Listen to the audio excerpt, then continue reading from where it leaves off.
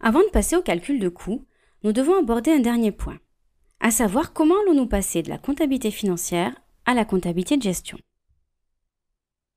La question que l'on peut se poser quand on étudie ces deux comptabilités est comment se fait-il que la seconde soit aussi confidentielle alors qu'elle est fondée sur les données publiques de la première? En effet, lors de la clôture de chaque exercice annuel, une société commerciale doit obligatoirement déposer ses comptes sociaux au registre du commerce et des sociétés. Le non-respect de cette obligation est une infraction qui peut être sanctionnée par une amende. Par contre, les résultats de la comptabilité de gestion, tels que le calcul d'un coût de production par exemple, sont très rarement divulgués par les sociétés. Comment donc passe-t-on de la comptabilité financière à la comptabilité de gestion? La comptabilité de gestion va certes partir des données de la comptabilité financière, mais tout d'abord, elle ne va pas les conserver en l'état, comme nous allons le voir un peu plus loin. Nous parlerons de retraitement. Ensuite, la périodicité de production des documents n'est pas la même entre la comptabilité financière, annuelle, et la comptabilité de gestion, qui sera quotidienne, hebdomadaire ou mensuelle.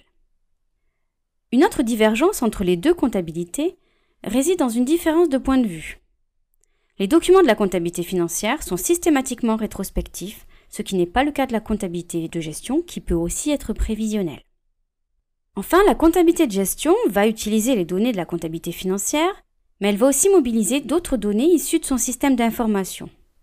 Dans une entreprise industrielle, par exemple, la logistique fournira des données concernant les tournées des livreurs, la consommation, les itinéraires.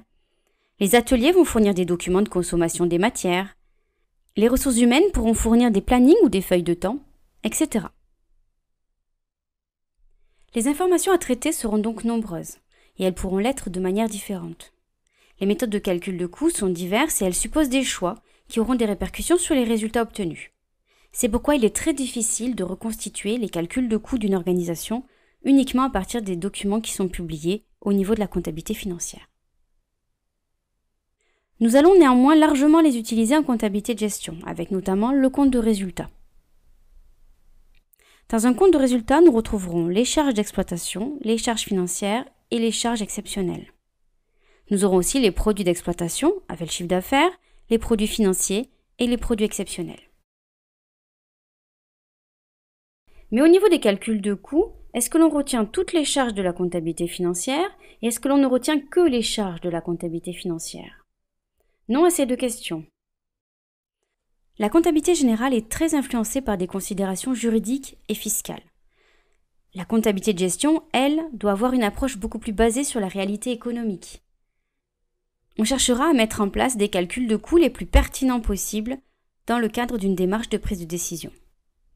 Il faudra donc éliminer certaines charges. Il s'agit des charges non incorporables. Ce sont des charges qui ne relèvent pas de l'exploitation courante et qui n'ont rien à voir avec une activité normale.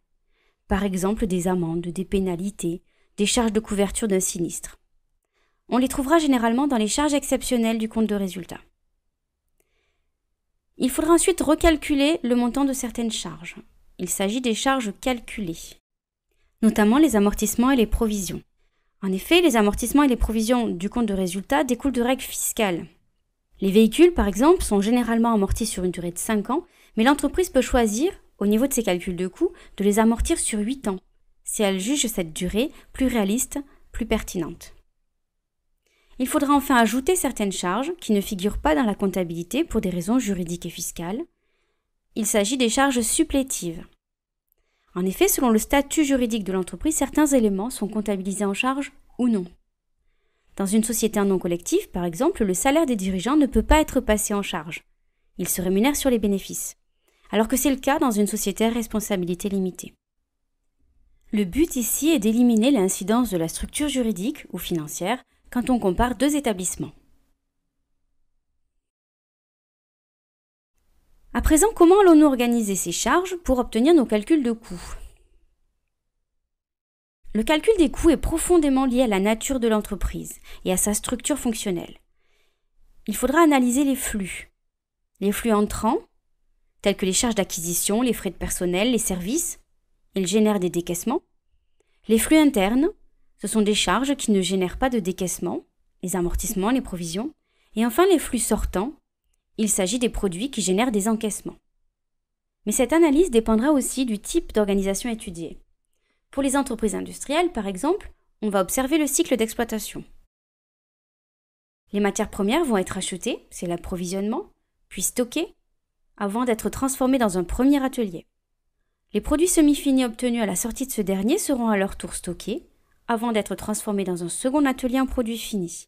Ces derniers pourront alors être à leur tour stockés, avant d'être mis à la vente.